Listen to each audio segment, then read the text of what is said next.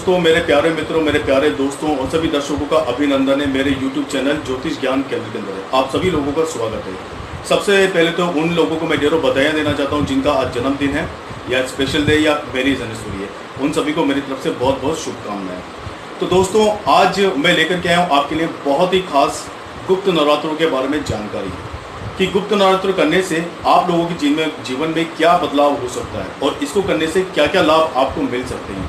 आज मैं लेकर के आया हूँ आपके लिए गुप्त नवरात्रे जो आज 22 जून से लेकर के 1 जुलाई 2020 तक ये प्रारंभ रहेंगे।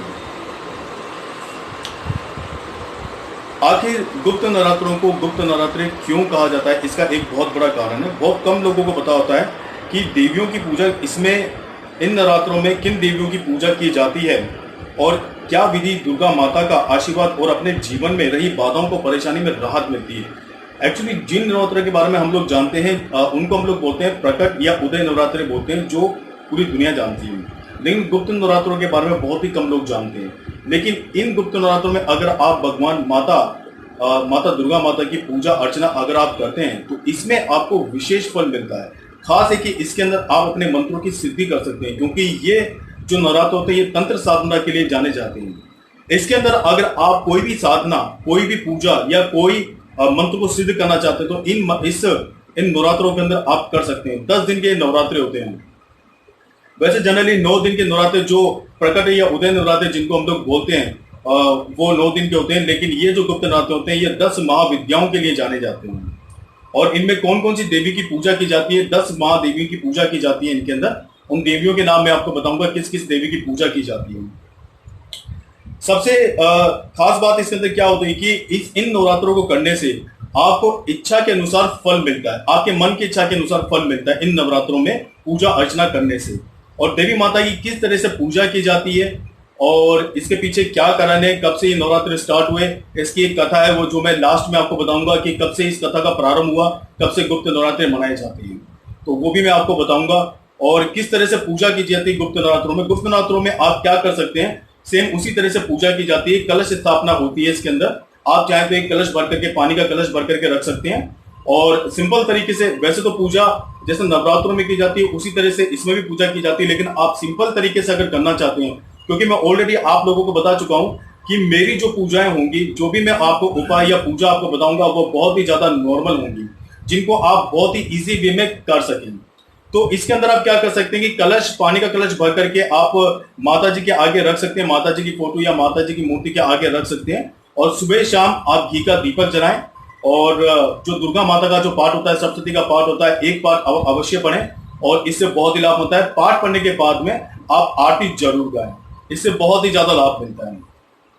और जो माता का जो भोग लगता है वही प्रसादी आप भोग लगा सकते हैं। आप फल का, फूल का और पताशों का, लौंग का भोग लगा सकते हैं। अगर आप बिल्कुल सिंपल तरीके से करना चाहते हैं, फल फूल या प्रसाद अभी नहीं ला सकते हैं मार्केट से कोरोना वायरस की वजह से, तो आप पताशे और लौंग से मां को भोग लगा सकते हैं और उनकी पूजा कर सकते हैं। पताशे और लौंग का भोग बहुत अच्छा माना जाता है। दूसरी बात यह है कि क्यों ये गुप्त नवरात्रे बनाए जाते हैं, क्योंकि इस अवधि में क्या होता है कि भगवान विष्णु भगवान जो हैं वो शयन के लिए चले जाते हैं। तो इस समय जो प्रकोप होता है वरुण जी का, यम का आदि का प्रकोप बढ़ने लगता है। इन विपदाओं से बचाने के लिए ही गुप्त नवरात्रे किए जाते हैं। माता दुर्गा की पूजा की जाती है और देवी की पूजा करने से आपको बहुत ही ज्यादा लाभ मिलता है। ये सबसे बड़ी बात है। गुप्त नवरात्रों से जुड़ी एक बेहद पौराणिक कथा है जो मैं आप लोगों को बाद में बताऊंगा। लेकिन सबसे पहले मैं आपको बता दूं कि इस नवरात्रों के अंदर कौन कौन सी माताओं की पूजा होती है। और सबसे बड़ी बात मैं आपको बता दूं कि दोस्तों, इन जो गुप्त नवरात्र होते हैं 10 दिन आपके लिए बहुत ही ये खास है। और मैं आपसे बार बार एक ही बात कहूंगा कि आप वाकई में अगर पूजा पाठ में विश्वास रखते हैं, अगर साधना करते हैं, तो आप लोगों को अपने मंत्रों को अगर सिद्ध करना है तो इन 10 दिनों के अंदर आप अपने मंत्रों को सिद्ध कर सकते हैं। इसमें बहुत ही ज्यादा फल मिलता है। और आप, सबसे बड़ी बात है कि माँ काली की और महादेव की पूजा भी कर सकते हैं। इसके अंदर बहुत ही अच्छा माना जाता है। इसके अंदर 10 देवी जो है उनके नाम मैं बताता हूं कि किन देवियों की इनमें पूजा होती है।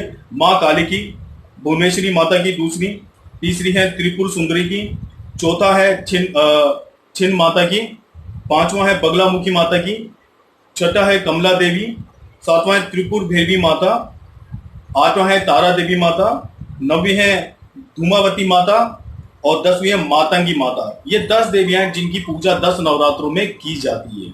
लेकिन आप खाली, अगर ऐसा जरूरी नहीं है कि आप इनका अलग अलग दिन के हिसाब से आप पूजा करें। आप खाली अपनी जो हमारी जो इष्ट होती है दुर्गा माता की फोटो सामने रख के उन्हीं की पूजा करें, उससे ही बहुत ज्यादा आपको लाभ मिल जाएगा। ये तो मैंने आपको बताया कि इन 10 दिनों में कौन कौन सी देवियों की पूजा की जाती है। जैसे नवरात्रों में 9 दिन की जो देवियां आती हैं, अलग अलग देवियां आती हैं, उनकी पूजा होती है। उसी तरह से ये 10 देवियां आती हैं जिनकी महाविद्याओं के हिसाब से पूजा की जाती है।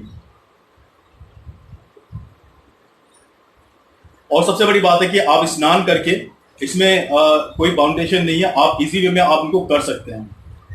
अब मैं आपको बताता हूं कि ये कथा मतलब गुप्त नवरात्रि की कथा आपको बताने के लिए जा रहा हूं, कब से ये प्रारंभ हुई है। एक प्राचीन गुप्त नवरात्रि से जुड़ी एक कथा बेहद प्रामाणिक है एवं प्राचीन है। इस कथा के अनुसार एक बार श्रृंगी ऋषि जो थे, श्रृंगी ऋषि थे, वो अपने भक्तों से मिलकर के उनकी पीड़ाओं को और उनके दुख को सुन रहे थे और उनको उपाय बता रहे थे। उसी बीच में एक लेडी खड़ी हुई। उस लेडी ने खड़ी होकर के उनसे कहा कि मेरे पति जो हैं, मैं उनसे बहुत ही ज्यादा परेशान हूं, क्योंकि वो हमेशा द्रव्य सन जो होते हैं उनका उपयोग करते हैं, जैसे दारू पीना, कमाना नहीं और इधर उधर घूमना। तो उन्होंने कहा कि मैं बहुत ज्यादा परेशान हूं, तो मैं इसी के चलते हुए मैं कोई पूजा पाठ नहीं कर पाती हूँ। ये सुनकर के श्रृंगी ऋषि जो थे उनके बहुत ही दुख हुआ। उन्होंने उस देवी को इस दुर्गा नवरात्रि के ये जो गुप्त नवरात्र होते हैं इसके बारे में उन्होंने उससे कहा और इससे करने के लिए कहा। यदि कोई भी व्यक्ति गुप्त नवरात्रों में दुर्गा की पूजा साधना करे तो मां उनके जीवन को सफल बना देती है। ऋषि श्रृंगी ने बताया कि यदि लोभी मांसाहारी पूजा पाठ न करे सकने वाला भी अगर गुप्त नवरात्रों में मां की आराधना करके अपने जीवन में खुशहाली ला सकता है। मतलब ये बताया गया है कि गुप्त नवरात्रों के अंदर कि कोई अगर पूजा पाठ करने वाला नहीं है और वो हमेशा गलत संगतों में पड़ा रहता है, गलत चीजों में पड़ा रहता है, तो वो भी अगर इस गुप्त नवरात्रों में माँ का पूजा पाठ अगर करता है तो वो भी अपने सारे दुखों का नाश कर सकता है। ये सबसे बड़ी बात है और इसमें आपको पूरा माता जी का आशीर्वाद मिलता है। तो दोस्तों, मेरा निवेदन आप लोगों से इतना सा है कि अगर आप मानते हैं गुप्त नवरात्र, अगर आप मानते हैं तो देवी की आपको पूजा जरूर करनी चाहिए और इसके अंदर आपको बहुत ही ज्यादा लाभ मिलेगा।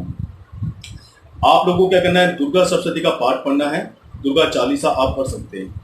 आप ज्यादा नहीं कर पाए तो दुर्गा सप्तशती का पाठ और दुर्गा चालीसा पढ़ें, इतना ही बहुत है माँ को प्रसन्न करने के लिए।